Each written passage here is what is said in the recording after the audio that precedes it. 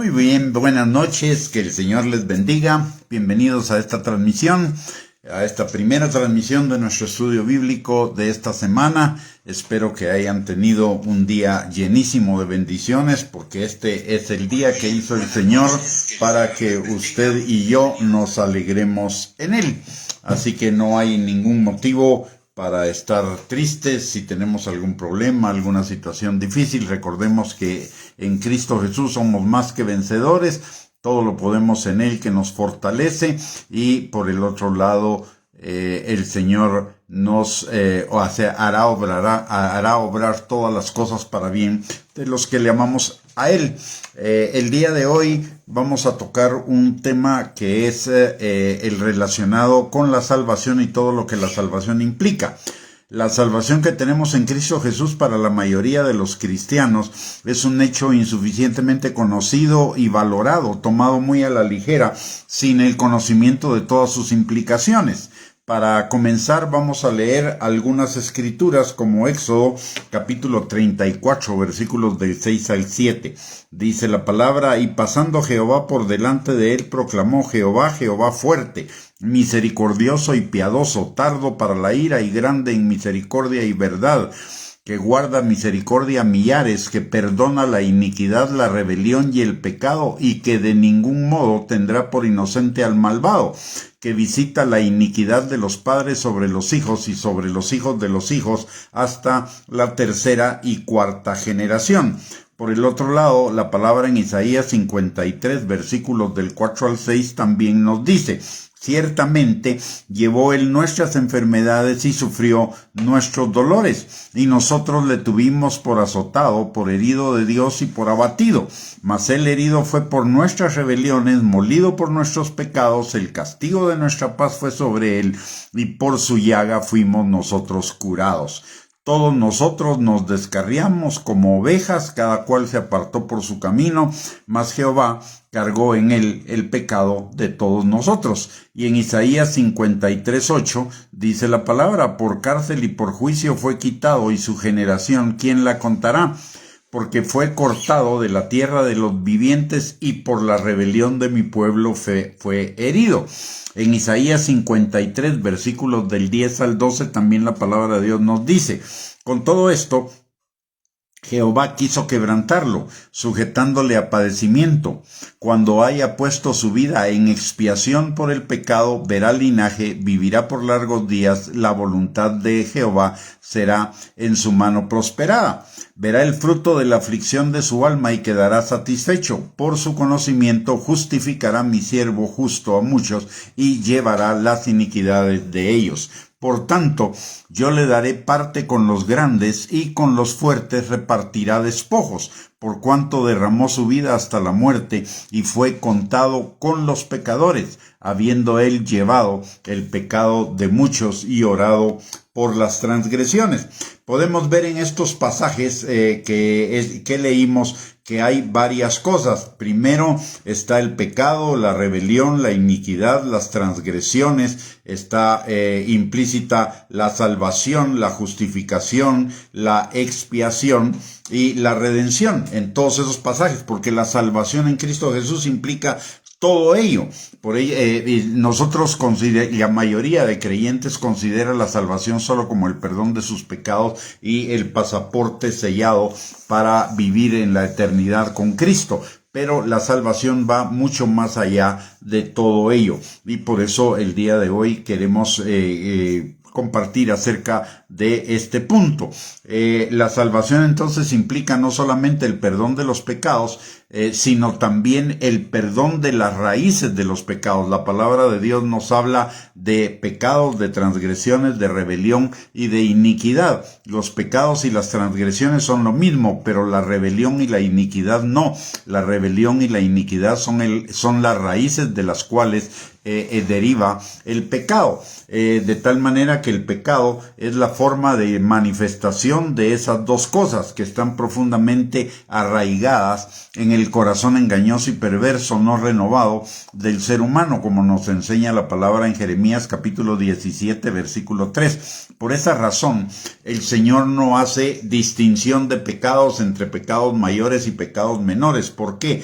porque aunque la manifestación varíe, en el fondo, en la raíz de cada pecado está lo mismo, está la iniquidad y está la rebelión, de tal manera que también necesitamos entender qué es la iniquidad y qué es la rebelión, y también qué es el pecado, porque también tenemos el problema de que muchas veces el pecado lo vemos de una manera limitada, cuando en la Biblia el pecado tiene una connotación mucho más amplia de lo que usualmente nosotros pensamos. Comencemos por la iniquidad. La iniquidad es todo aquello que no se amolda a la norma de excelencia moral de Dios y que por ello es perverso o inservible. Es la esencia de la maldad, la esencia de la injusticia constante, con pleno conocimiento y sin arrepentimiento. Es la determinación voluntaria tomada por el ser humano en contra de las normas divinas, que se concreta en el pecado en cualquiera de sus manifestaciones. Es el poder espiritualmente activo que es opuesto a Dios. En el caso de Satanás lo vemos en Isaías capítulo 14, versículos 12 al 15, y en el caso de los seres humanos, en Adán lo vemos en Génesis capítulo 3, versículos del 4 al 6, y en Jeremías 17, 9. Para hacer una reducción de lo que realmente implica la iniquidad es la voluntad propia del ser humano. Recordemos lo que dice la palabra en Proverbios 16, 25. Hay caminos que al hombre le parecen derechos en su propia opinión, pero su fin es camino de muerte. Esa propia opinión es realmente la esencia de la iniquidad. Recordemos cuando Adán y Eva fueron tentados en el jardín del Edén, que fue lo que les dijo lo que les dijo la serpiente. Si ustedes hacen lo que yo les estoy sugiriendo, si lo que yo les estoy sugiriendo es parte de su voluntad, entonces serán como Dios.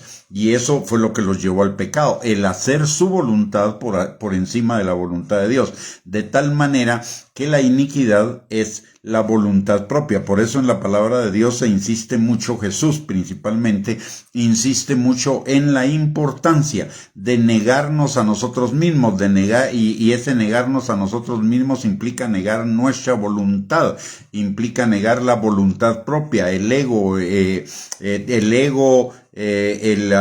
yo. Todo eso implica la voluntad propia. Son diferentes nombres de la voluntad propia, y la voluntad propia quiere encontrar la autosatisfacción, la autocomplacencia, la autogratificación, la autoexaltación, todos los autos. Y esos algo son siempre resultado de la voluntad propia del ser humano aparte de Dios. Quiere conseguir todo aparte de Dios.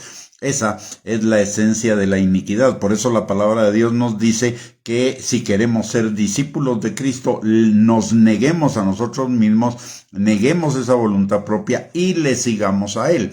Y por el otro lado, la palabra en Juan capítulo 3, versículo 30, nos dice que es necesario que nosotros, el yo, el ego, la voluntad propia, mengüe y que Cristo crezca en nosotros. Por eso también la Escritura en Gálatas 2:20 dice, ya no vivo yo, es decir, ya no vivo de acuerdo a mi voluntad propia, sino Cristo vive en mí, y lo que ahora vivo en la vida terrenal, lo vivo en la fe, en la obediencia al Hijo de Dios, ya no en la obediencia al ego, ya no en la obediencia al yo, ya no en obediencia a la voluntad propia, ya no en la obediencia a esos caminos que me parecen derechos en mi propia opinión, pero su fin es camino de muerte, sino en obediencia a Dios. En resumen, la iniquidad es la voluntad propia, el ego, el yo, lo que también las escrituras llaman la carne. Todo eso son términos sinónimos. De la iniquidad deriva la rebelión. La rebelión es la actitud desafiante de negarnos a obedecer y oponer resistencia a Dios. Su causa determinante es la iniquidad, la voluntad propia, el orgullo, el egoísmo, el desacuerdo con el pensamiento de Dios, el deseo de librarse de la sujeción a Él, etc. Implica un levantamiento con hostilidad en contra de Dios, con el fin de derrocarlo del reinado de nuestras vidas. Por eso la palabra nos dice en Primera de Samuel, capítulo 15, versículos 22 al 23. Samuel dijo, se lo estaba diciendo a Saúl, que Saúl había hecho su voluntad en lugar de la voluntad de Dios previamente. Y dice, Samuel le dice, se complace Jehová tanto en los holocaustos y víctimas como en que se obedezca a la palabra de Jehová. Ciertamente el obedecer, es decir, negar, salir de la rebelión, negar la voluntad propia, es mejor que los sacrificios, y el prestar atención que la grosura de los carneros, porque como pecado de adivinación es la rebelión, y como ídolos e idolatría la obstinación. Por cuanto tú desechaste la palabra de Jehová, él también te ha desechado para que no seas rey. Ahí vemos muy claramente dos cosas. Primero, que desechó la voluntad de Dios por su propia voluntad. Y segundo, que eso constituyó una rebelión y una obstinación. ¿Y por qué obstinación? Porque no solo se rebeló, sino que cuando Samuel le hizo ver su pecado, simple y sencillamente no se arrepintió.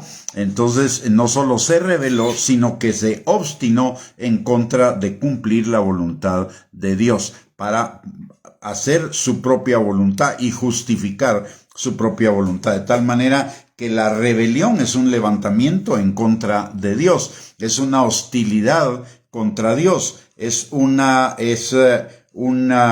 intento de derrocar a Dios del control y su soberanía en nuestras vidas. ¿Y qué es el pecado entonces? El pecado entonces es todo acto contrario al carácter, a las normas, a los caminos y a la voluntad de Dios, y que perjudica la relación nuestra con Dios. Dice la palabra en Isaías que nuestros pecados han hecho separación entre Dios y nosotros. Nuestros pecados hacen una división, pero los pecados al final de cuentas son el resultado de la rebelión y la rebelión de la iniquidad. El pecado surge de la esencia de la maldad, que es la iniquidad, y de la actitud de desafío a Dios, de la rebelión. Y eso se manifiesta de varias maneras. En primer lugar, se manifiesta en palabras, como nos enseña Job 2.10 y el Salmo 39.1. Pero también se manifiesta en hechos y acciones, como nos lo enseña Gálatas 5.19 al 21, las obras de la carne, en 2 Corintios 12 al 21, en Romanos capítulo 1, versículo del 18 al 32, etcétera. Por el otro lado, también en omisiones, como nos lo enseña Números 9:13 y Santiago capítulo 4, versículo 17. Y por el otro lado, también el pecado son actitudes impropias de la mente o el corazón, como nos lo enseña Proverbios 21:4, Romanos 3 del 19 al 18 y segunda de Pedro capítulo 2 versículos del 12 al 15. Entonces el pecado puede ser por palabras, por hechos y acciones, por omisiones o por actitudes impropias. Y parte del pecado también es la falta de fe, la duda, la incredulidad en cuanto a Dios, y puesto que presuponen falta de confianza en su capacidad de realizar lo que se propone, poner en duda su carácter y su hacer, poner en duda lo que Él ha dicho. Y recordemos que si ponemos en duda su palabra, estamos poniendo en duda a Jesús. ¿Por qué? Porque Jesús es la palabra encarnada de Dios. Así que todo lo que es contrario a la voluntad de Dios, todo lo que es contrario a lo bueno, a lo perfecto, todo eso es pecado. De hecho, la Biblia da varias categorías de pecado. Por ejemplo, pecado es incumplir un mandamiento prohibitivo de Dios. Pero también pecado es incumplir un mandamiento positivo de Dios. Por ejemplo, un mandamiento prohibitivo es no mentir. pero un mandamiento positivo es perdonar, amar a tu prójimo, bendecir a los pobres con nuestras ofrendas, diezmar, ofrendar, dar primicias, etcétera. Todos esos son mandamientos positivos. Si los violamos y si los incumplimos, lo que estamos haciendo es rebelarnos en contra de la voluntad de Dios, y eso es resultado de nuestra iniquidad, de nuestra voluntad propia que no se quiere sujetar a la voluntad de Dios. Entonces, el pecado en primer lugar es violar un mandamiento negativo de Dios, prohibitivo, también es violar un mandamiento positivo de Dios, pero la palabra de Dios nos da otras categorías de pecado. La palabra de Dios dice que todo lo que no proviene de fe es pecado. ¿Y qué es la fe? La fe es la obediencia al Señor. Por el otro lado, también la palabra de Dios dice que la fe obra por el amor, de tal manera que lo que no es por amor es también pecado. Por el otro lado, la palabra de Dios también nos enseña que hagamos todas las cosas para la gloria de Dios, de manera que lo que hagamos que no sea para la gloria de Dios es también pecado. ¿Por qué? Porque es una violación a la voluntad de Dios. Por el otro lado, la palabra de Dios también nos dice en Romanos capítulo 8, versículo 14, que los hijos de Dios somos guiados por el Espíritu Santo, de tal manera que cuando no somos guiados por el Espíritu Santo, somos guiados por la carne, por la iniquidad, por la rebelión, y eso constituye pecado. Notemos algo que es importante. Usted en este momento va a estar pensando, bueno, entonces todo es pecado. La palabra de Dios dice que Dios lo encerró todo bajo pecado. Todo lo que no corresponde a su voluntad, lo que es nuestra voluntad, todo eso lo encerró bajo pecado. Pero, aquí viene un pero de Dios que es importante para nosotros. Cuando Cristo murió en la cruz del Calvario, de acuerdo a lo que nos dice Isaías capítulo 53, Cristo murió y pagó en la cruz del Calvario con su vida y con el derramamiento de su sangre por nuestros pecados, por nuestras rebeliones, por nuestras iniquidades, por nuestras transgresiones. Es decir, Cristo pagó desde la expresión externa de la iniquidad hasta lo más profundo de la iniquidad.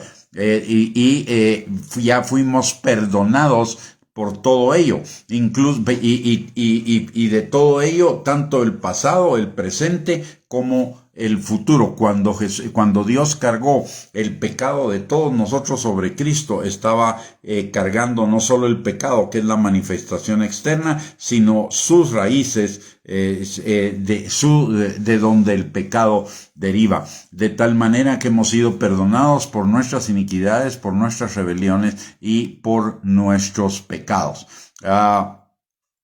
Y para comprender la salvación en toda su magnitud y en todas sus implicaciones, necesitamos conocer no solo el alcance del perdón del perdón de la iniquidad, de la rebelión y del pecado, sino también de otras cosas que están implicadas en la salvación, como es la redención, la expiación y la justificación. Comencemos entonces por la salvación. La salvación es la liberación de una situación de la cual el hombre no puede salir por sí mismo, a pesar de que se involucró en ella por su propia decisión. Usted y yo no podemos hacer que nuestros pecados sean perdonados. Usted y yo no podemos salvarnos. La palabra de Dios dice que en Salmos que la salvación es de gran precio y nadie puede pagarlo. El único que podía pagarlo era Cristo Jesús, y Cristo Jesús efectivamente pagó el precio de nuestra salvación, el precio del perdón de nuestros pecados, de nuestras iniquidades y de nuestras rebeliones. La salvación de nuestros pecados entonces tiene que ver con la totalidad de nuestro ser, con cada aspecto de nuestra vida, de la misma manera que la iniquidad, la rebelión y el pecado son responsables de afectar cada aspecto de la vida humana. Recordemos lo que dice el Salmo 32, versículos 3 al 5. Mientras persistía en mi pecado, dice el salmista, tu mano se agravó sobre mí.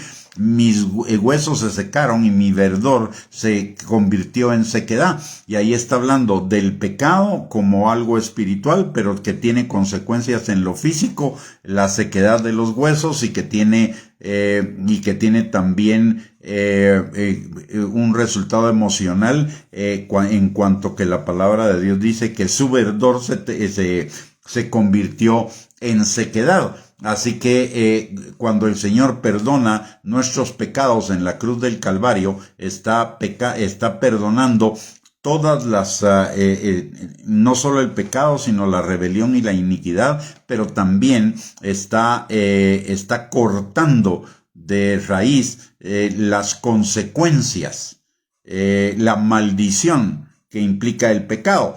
La salvación se origina no en nuestros méritos, se origina en la gracia de Dios. Es un regalo inmerecido de la que nos apropiamos por medio de la fe en que es otro regalo del Señor para nosotros, de la fe en lo que Cristo hizo en la cruz del Calvario. Por eso la palabra en Efesios capítulo 2, versículos del 8 al 9, dice que por gracia somos salvos por medio de la fe, y esto es don de Dios. Y aparte dice algo más, dice: porque somos hechura suya, creados en Cristo Jesús para buenas obras, las cuales Él preparó de antemano para que anduviéramos en ellas. Si notamos ahí, está la gracia, está la fe, y están la nueva naturaleza como regalos de la gracia de Dios, porque las buenas obras que Dios preparó de antemano para que anduviéramos en ellas son consecuencia de la nueva naturaleza. Recordemos que la salvación implica también, según lo que nos enseña 2 Corintios 5:17, que si estamos en Cristo somos nuevas criaturas. Por el otro lado, la salvación da como resultado nuestro involucramiento en una comunidad de pacto, que es la iglesia, la familia de Dios. Pues aunque la salvación es individual, tiene efectos en lo colectivo. Recordemos que Juan capítulo 1 versículo 12 dice que los que creemos en su nombre nos dio la potestad de ser hechos hijos de Dios. Y en Hechos capítulo 2 versículo 41 dice la palabra que los que recibieron la palabra que Pedro había compartido en el día de Pentecostés, los que recibieron esa palabra fueron bautizados, y se añadieron aquel día como 3,000 personas. Y también en Primera de Corintios capítulo 12 versículos 13, la palabra de Dios dice que por un solo espíritu fuimos bautizados todos en un cuerpo. O sea, la salvación afecta todos nuestros pecados, y todos nuestros pecados en general son pecados sociales, porque siempre en nuestro pecado individual es afectada a otra persona, o son afectadas otras personas, comenzando por nuestra familia, por nuestro entorno. Nuestros pecados siempre van a afectar a otros, pero cuando usted y yo somos salvos, somos también incorporados, no solo somos perdonados de nuestros pecados, de nuestras iniquidades, de nuestras rebeliones en lo individual y en sus derivaciones colectivas, sino que además de ello, no solo somos salvados individualmente, somos salvados hacia una comunidad a la cual somos incorporados, que es la familia de Dios, que es la iglesia. Entonces, el pecado, la rebelión y la iniquidad, ya vemos entonces que tiene consecuencias no solo individuales, sino también tiene consecuencias sociales. Por eso el Señor también nos llama a pedir perdón para que nuestros pecados sean perdonados, porque nuestros pecados, aunque fueron individuales, perjudicaron a otras personas. En segundo lugar, la salvación tiene 3 tiempos: el pasado, el presente y el futuro. En Tito capítulo 2, versículo del 11 al 13 dice la palabra: porque la gracia de Dios se ha manifestado para salvación a todos los hombres, enseñándonos que, renunciando a la impiedad y a los deseos mundanos, vivamos en este siglo sobria, justa y piadosamente, aguardando la esperanza bienaventurada y la manifestación gloriosa de nuestro gran Dios y Salvador Jesucristo. ¿Qué nos está diciendo con esto? Que nuestros pecados pasados, que nuestros pecados ya fueron perdonados, pasado, pero que eso tiene un efecto en nuestra vida presente, que es renunciar a la impiedad y a los deseos mundanos para vivir en este siglo sobria y justa y piadosamente, y además futuro, porque estamos aguardando la esperanza bienaventurada y la manifestación gloriosa de los hijos de Dios. Por el otro lado, 2 Corintios 5, 17 al 21 nos dice que si estamos en Cristo somos nuevas criaturas. Las cosas viejas, el pasado ya pasó. Todas las cosas son hechas nuevas. En 1 Corintios capítulo 15, versículo 24 al 26, dice la palabra: luego vendrá el fin, cuando Jesús entregue el reino al Dios y Padre, cuando haya suprimido todo dominio, toda autoridad y potencia. Porque preciso es que Él reine hasta que haya puesto a todos sus enemigos debajo de sus pies, y el postrer enemigo que será destruido es la muerte. Ya fuimos liberados del poder del pecado y vamos a ser liberados del poder de la muerte, pasado y futuro. Y en Filipenses capítulo 1, versículo 6 también nos habla de esos tres tiempos. Dice la palabra en Filipenses capítulo 1, versículo 6, el que comenzó la buena obra, pasado, la perfeccionará, presente, hasta el día de Jesucristo, futuro. Entonces la salvación tiene consecuencias en el pasado, en el presente y en el futuro en nuestras vidas. Es pasada en cuanto a que fue obtenida por Cristo para cada uno de nosotros en la cruz del Calvario. Es presente en cuanto a que la recibimos ahora por gracia, por medio de la fe, y vivimos sus efectos inmediatos en el presente, pero también es futura, por cuanto sus efectos plenos los vamos a experimentar más profundamente cada día cuando lleguemos a la eternidad con Cristo. Cuando somos salvos, por el otro lado, también tenemos la seguridad de ella, porque la victoria de la cruz asegura el perdón y la liberación del dominio del pecado. O sea, la salvación es una victoria sobre el pecado que nos capacita para encarar el futuro con confianza, sabiendo que hemos sido perdonados, aceptados, somos amados, que hemos sido perdonados, somos aceptados, somos amados y estamos siendo transformados por el poder de Dios en este presente. Y también el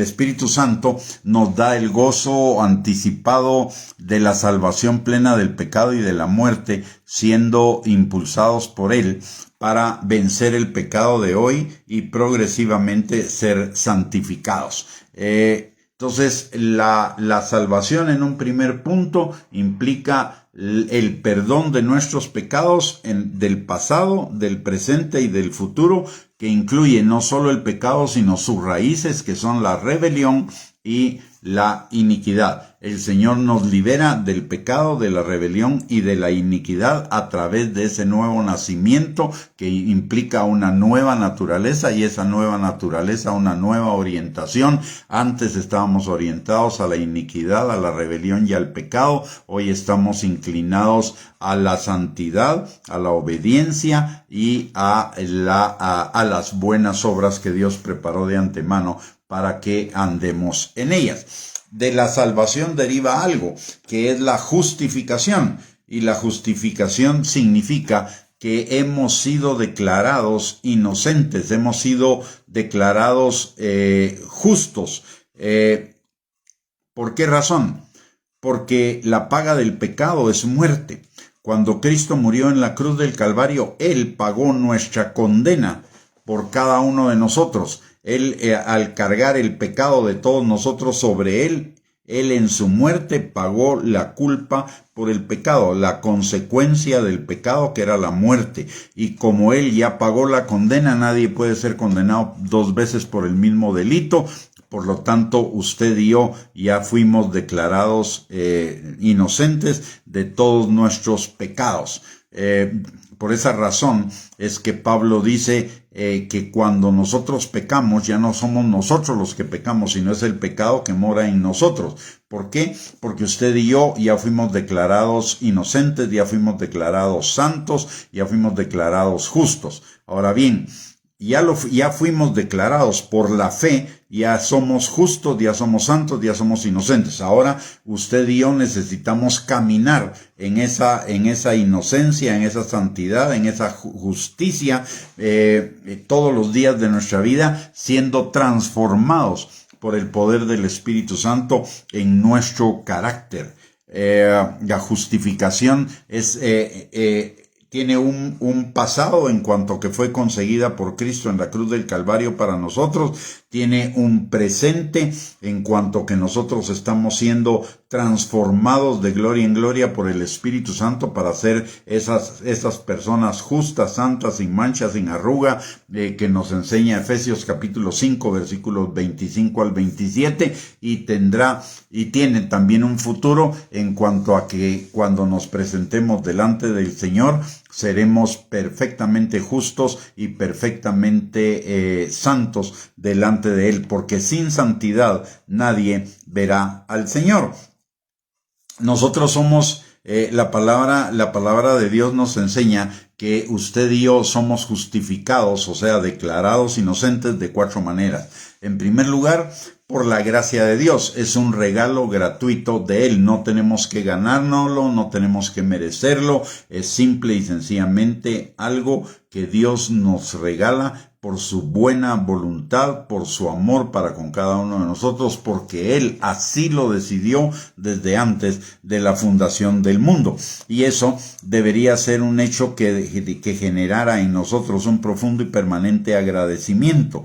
Recordemos que no todas las personas son justificadas. De hecho, en el mundo el día de hoy habitamos más o menos 8 mil millones de personas, de las cuales se estima que solamente solo 1.500 millones de personas, es decir, aproximadamente menos de la quinta parte de las personas son salvas. Eso es un regalo, y como la salvación es un regalo de parte de Dios, es algo por lo cual deberíamos agradecer todo el tiempo. Recordemos que ya fueron pagados nuestros pecados, nuestras rebeliones y nuestras iniquidades pasadas, presentes y futuras. Y por ello tenemos libre acceso al trono de la gracia para encontrar misericordia y gracia para el oportuno socorro. Tenemos la seguridad de que somos hijos de Dios. Tenemos la certeza de la esperanza de la vida eterna con Cristo. Así que es un motivo el haberlo recibido por gracia sin contar con nuestros méritos, que no los teníamos. Es un regalo que deberíamos agradecer todos los días de nuestra vida. Por el otro lado, esa justificación fue alcanzada por medio de la sangre de Cristo. Para usted y para mí fue gratis, para usted y para mí fue regalada, pero para Cristo tuvo un gran precio, comenzando porque la palabra de Dios dice que Cristo, para venir a la tierra, se tuvo que despojar de toda su gloria y hacerse hombre como uno de nosotros, y como hombre se hizo siervo, número 1. Número 2, el despojarse de toda su gloria implicó que Él vino a la tierra como un ser humano normal que aprendió el sacrificio, que aprendió la obediencia por el sacrificio, que fue tentado en todo según nuestra semejanza, pero no pecó, y eso lo capacitó para que para que fuera nuestro intercesor, para que conociera nuestras debilidades, y conociendo nuestras debilidades sea un intercesor efectivo delante del Padre para nosotros. Por el otro lado, Cristo en su ministerio terrenal fue rechazado, a los suyos vino y los suyos no le recibieron, fue vituperado, fue declarado hereje. Aparte de eso, le golpearon, le crucificaron, le latiguearon, lo insultaron, lo menospreciaron, se burlaron de él, etc. Fue un gran precio que Cristo, el inocente, tuvo que pagar por cada uno de nosotros, los culpables, para que a nosotros nos fuera asignada gratuitamente esa salvación que Él compró para cada uno de nosotros, pero la compró a un alto precio. La palabra de Dios en Primera de Pedro, capítulo 1, dice que fuimos comprados por precio por la sangre de Cristo, y eso es un precio altísimo. Por el otro lado, hablamos de que el cristiano es justificado de 4 maneras. En primer lugar, por la gracia de Dios; en segundo lugar, por la sangre de Cristo; en tercer lugar, por medio de la fe. La fe no es nuestra, la fe es un regalo de Dios. La palabra dice en Romanos capítulo 12, versículo 3, que a cada uno nos es dada una medida de fe, por un lado, y por el otro lado nuestra fe es creciente, por cuanto que crece de oír y oír constantemente la palabra de Dios, y por la obra del Espíritu Santo que fija esa palabra en nuestra mente y en nuestro corazón. Entonces somos justificados por la gracia de Dios, somos justificados por la sangre de Cristo, somos justificados por medio de la fe, y la justificación entonces implica una transformación. Las cosas viejas pasaron, el pecado, la vieja naturaleza, todas las cosas son hechas nuevas, la obediencia y la nueva naturaleza. La palabra de Dios nos enseña en Filipenses 1:6, el que comenzó la buena obra la perfeccionará hasta el día de Jesucristo. Entonces la justificación implica una transformación de vida gradual, una transformación de vida que va siendo perfeccionada cada día. La palabra de Dios nos dice en Efesios capítulo 4, versículos del 11 al 16, que estamos siendo perfeccionados para la obra del ministerio, para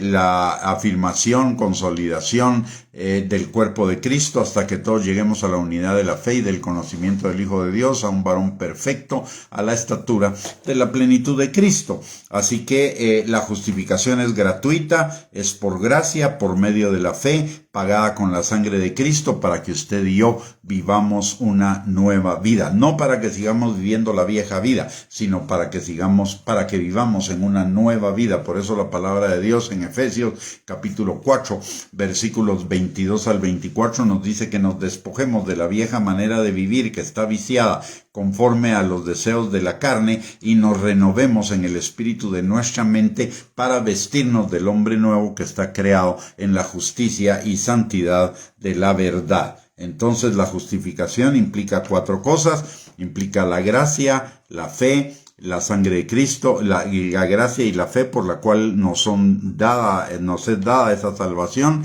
la sangre de Cristo, que fue el precio que Cristo pagó para que usted y yo fuéramos salvos, y la implicación de una transformación de vida hacia la santidad, hacia el hacer la voluntad de Dios. Pero la salvación también implica otra cuestión, que es la expiación. La expiación es el acto por el cual se pone remedio al pecado cometido y a las consecuencias negativas que se derivan de él, a la falta de amor, que es la raíz del pecado, a la división o enemistad que se ha establecido entre Dios y el hombre por el mismo pecado. Expiación significa que Cristo pagó el precio de nuestra reconciliación. Él se comprometió voluntariamente como una ofrenda amorosa a compensar nuestras faltas. Recordemos lo que sucedía en el día de la expiación en Israel. El pecado de la gente era puesto, el pecado de todo el pueblo era puesto sobre el Cordero de la expiación, y eso significaba que el pecado de cada uno era quitado de esa persona y puesto sobre ese Cordero de la expiación, y eso es fruto del amor de Dios. La expiación implica que Cristo llevó la culpa y sufrió las consecuencias de ella en sí mismo, en lugar de nosotros, y lo hizo por amor. La salvación es perdonar nuestros pecados, perdonar nuestras rebeliones, perdonar nuestras iniquidades. La expiación es quitarlas de nosotros para cargarlas sobre Cristo. Y esto debería comprometer nuestro amor para con Él de una manera permanente, de una manera continua, de una manera ilimitada. No se trata solamente de recibir la salvación y ya. Realmente, si usted y yo estuviéramos plenamente conscientes de lo que implica la salvación y la expiación, usted y yo deberíamos vivir nuestra vida como mínimo en agradecimiento permanente al Señor. ¿Por qué? Porque por el solo hecho de haber perdonado nuestros pecados, nuestras iniquidades, nuestras rebeliones, de haber llevado Él la culpa de nuestros pecados y de nuestras rebeliones, usted y yo fuimos sacados del infierno. Nuestro destino antes de conocer a Cristo era el infierno. Y el infierno eternamente. Era una vida eterna de dolor, de condenación, de frustración, de tristeza, de todo lo negativo, una vida eterna en todo lo negativo. Y sin embargo, por la obra expiatoria de Cristo en la cruz del Calvario, ahora usted y yo fuimos cambiados de destino y fuimos llevados a la vida eterna porque Cristo cargó nuestros pecados en la cruz del Calvario, los llevó Él, los asumió Él, para que Él, todo el peso de la culpa y el peso de las consecuencias de ese pecado fueran sobre Él. Entonces la expiación es que Él cargó nuestros pecados. Entonces recordemos, la salvación es que fuimos perdonados de nuestros pecados, iniquidades y rebeliones pasadas, presentes y futuras. La expiación significa que toda la culpa de todas esas cosas pasadas, presentes y futuras fue puesta sobre Cristo. Él las llevó para que usted y yo no las tuviéramos que llevar, y eso implicaba un cambio de destino del infierno hacia la vida eterna con Cristo en la eternidad. Por el otro lado, también la salvación, lo que Cristo hizo en la cruz del Calvario, implica nuestra redención. ¿Y qué es la redención? La redención significa el pago del rescate. ¿Y por qué un pago de un rescate? Porque cuando usted y yo pecamos, nos hicimos esclavos del diablo. Usted y yo éramos esclavos del diablo, éramos esclavos del pecado. Cristo nos compró por eso dice que fuimos comprados por precio, porque Cristo nos compró del poder del diablo para que fuéramos para Él. La palabra de Dios dice que antes éramos hijos del diablo, ahora somos hijos de Dios. Antes estábamos en las tinieblas, bajo la potestad de las tinieblas, ahora estamos bajo el reino de la luz. Pero eso es porque el sacrificio de Cristo en la cruz del Calvario también implicó el pago de un precio para que usted y yo fuéramos liberados de esa potestad, fuéramos liberados del poder de las tinieblas, del poder del pecado, del poder de la muerte, para que pudiéramos vivir en el reino de Dios, en el reino de la luz, bajo el reinado de Cristo. Implica el pago de la deuda que se hace por la liberación de la persona que es sujeta de redención. Es como que usted y yo hubiéramos estado secuestrados por el diablo y Cristo pagó nuestro rescate para liberarnos de ese secuestro en el que estábamos por causa del diablo. En el caso de la redención de Dios a favor de nosotros, es el pago de la deuda que teníamos con Dios, que era la muerte, y por la cual la culpa del pecado fue quitada por lo que hizo Cristo en la cruz del Calvario. Significa la redención, significa exactamente una recompra. Fíjense, notemos algo aquí importante. Cristo no solo pagó por nuestros pecados, iniquidades y rebeliones. Cristo nos justificó, nos hizo justos.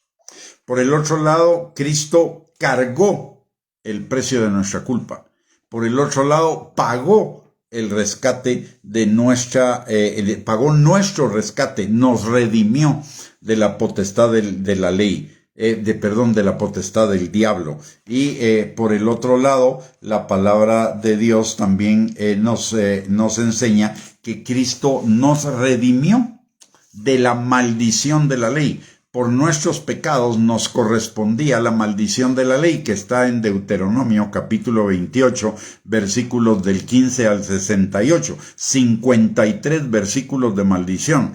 Esa era la maldición de la ley, pero la palabra de Dios dice que Cristo nos redimió de la maldición de la ley, hecho por nosotros maldición, porque maldito todo el que es colgado de un madero. Por el otro lado, la palabra de Dios también dice que Jesús tomó el acta de los decretos que nos era contraria y la clavó en la cruz del Calvario, triunfando sobre los principados y las potestades y despojándolos de todo el poder que tenían sobre cada uno de nosotros. Y eso significa redención. Redención significa rescate, expiación significa poner toda la carga de nuestros pecados sobre Cristo, y salvación implica el perdón de nuestros pecados para que usted y yo seamos declarados justos delante del Señor. Todo ello, como vemos, es un cuadro mucho más completo de lo que Cristo hizo en la cruz del Calvario por cada uno de nosotros, que solamente el perdón de pecados y el darnos vida eterna. La palabra de Dios dice que el pueblo de Dios perece por falta de conocimiento, número 1. Y número 2, la palabra de Dios dice que la vida eterna es que le conozcamos a Dios y a Jesucristo. Y esto implica conocer todo lo que ellos han hecho por cada uno de nosotros para que podamos vivir en la plenitud de esta vida maravillosa que implica nuestra salvación en Cristo Jesús. La salvación, como vuelvo a repetir, no es solo perdón de pecados, sino la salvación es liberación del poder en nuestra liberación del poder de las tinieblas, de todo derecho que las tinieblas tenían sobre nosotros, e implica el pago de la culpa por nuestros pecados, implica que usted y yo fuimos declarados inocentes delante del Señor para poder vivir en la plenitud de vida que Él tiene para cada uno de nosotros. Por eso la palabra de Dios nos dice en Juan capítulo 10, versículo 10, que Cristo vino para que nosotros tuviéramos vida y vida en abundancia. Así que, mis amados hermanos, espero que esto que hemos compartido el día de hoy traiga como consecuencia no solamente un mayor agradecimiento al Señor por ese cambio de destino del infierno al cielo,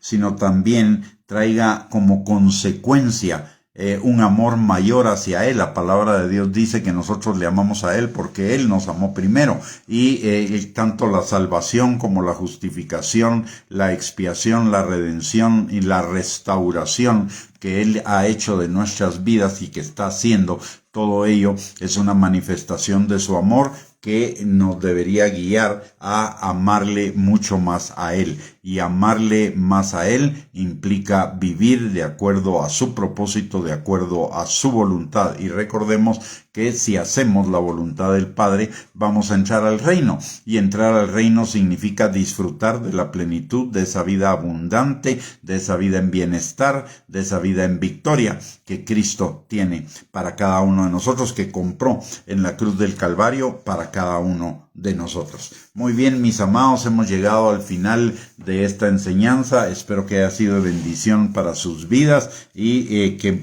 principalmente tenga frutos de agradecimiento, de amor, de crecimiento en nuestra vida espiritual, que sea un motivador, un motor para que vayamos mucho más adentro de esta vida maravillosa que Cristo nos dio en la cruz del Calvario, que vayamos más allá de solamente el perdón de los pecados y que comencemos a vivir en esa libertad con la que Cristo nos hizo libres, en ese rescate, en ese cambio de destino, en esa liberación de toda condenación, culpa, carga, acusación, juicio, etcétera, para vivir, como repito, en la libertad absoluta, total y completa con la que Cristo nos hizo libres. Muy bien, les esperamos el día de mañana para otro estudio de la palabra de Dios. El tema de mañana será sanidad integral.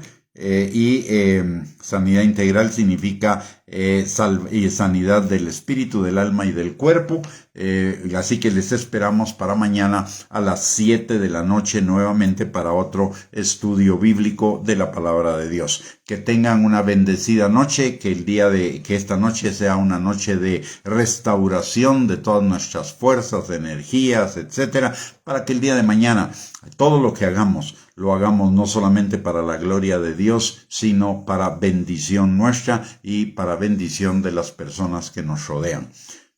Que tengan una linda noche, una bendecida noche y un abrazo para cada uno. Y primeramente Dios, nos vemos el día de mañana y recordemos que en las mañanas tenemos una perla de la palabra. Búsquela, es un pequeño fragmento de enseñanza de una perla de la palabra para edificar nuestras vidas, para fortalecer nuestras vidas. Así que le invito para que también la pueda ver cada mañana. Es para bendición. Muchísimas gracias por conectarse y que tengan una bendecida noche.